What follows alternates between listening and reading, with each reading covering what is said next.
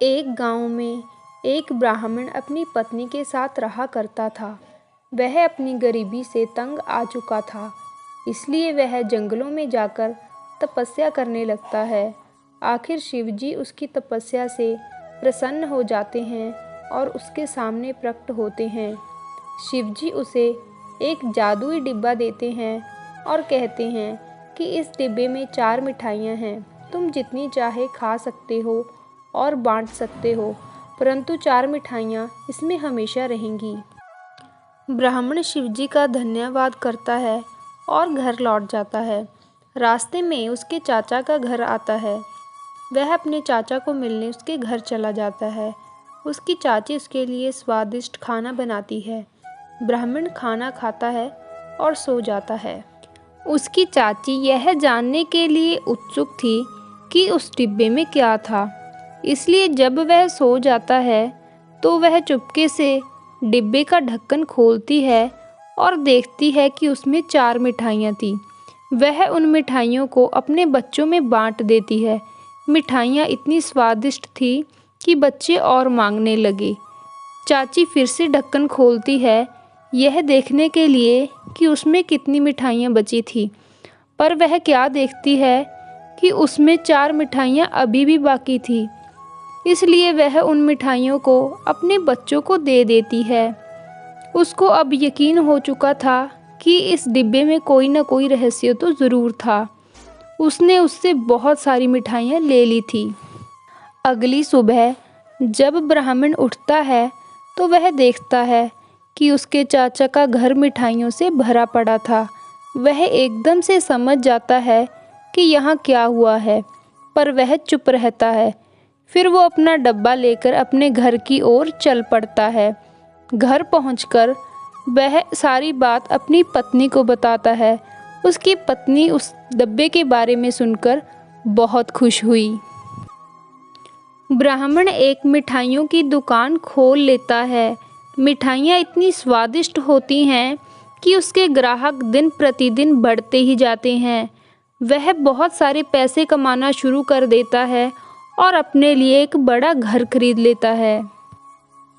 जैसे ही राजा को ब्राह्मण और उसके जादुई डिब्बे के बारे में पता चलता है, वह उसे अपने दरबार में बुलाता है। ब्राह्मण दरबार में आ जाता है।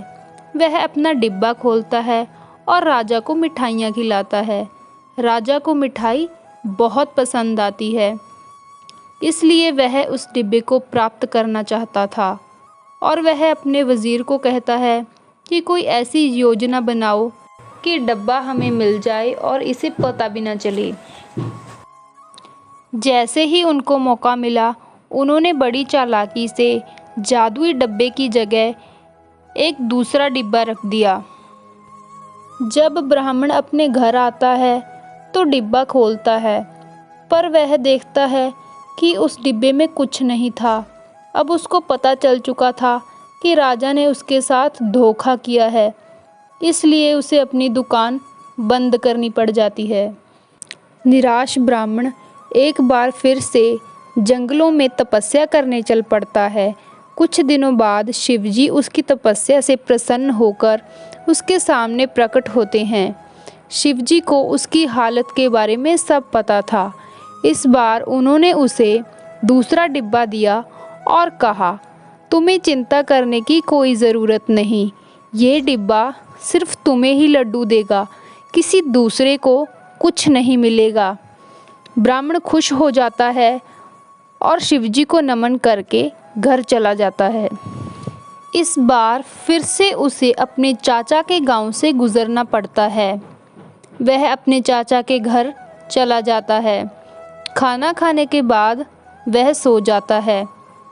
उसकी चाची उसके डिब्बे से मिठाइयाँ लेना चाहती थी, इसलिए जैसे ही वह गहरी नींद में सो गया, उसकी चाची आई, उसने डिब्बा उठाया और अपने कमरे में चली गई। जैसे ही उसने डिब्बा खोला, बहुत सारे चूहे उसमें से निकल आए और इधर उधर भागने लगे। वह डर जाती है और चिल्लाने लगती है।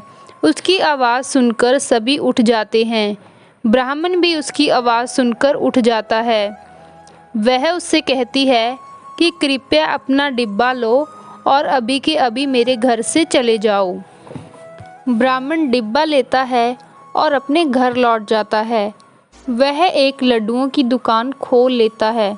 उसका काम बहुत ही अच्छा चलने लगा था। जैसे ही उसके बारे में राजा को पता चला, वह उसे फिर अपने दरबार में बुलाता है। ब्राह्मण डिब्बा लेकर दरबार में पहुंच जाता है और राजा को लड्डू खिलाता है। इस बार भी राजा वह डिब्बा प्राप्त करना चाहता था।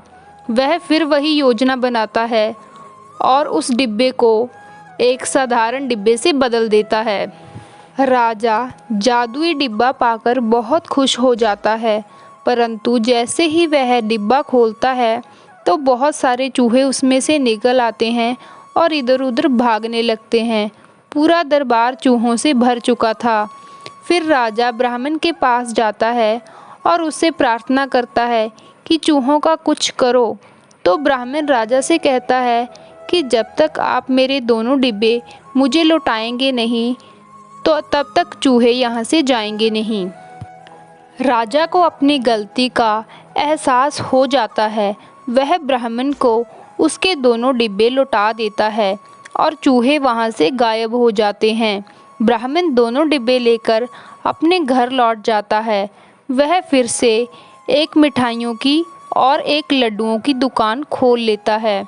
वह और उसकी पत्नी खुशी खुशी रहने लगे।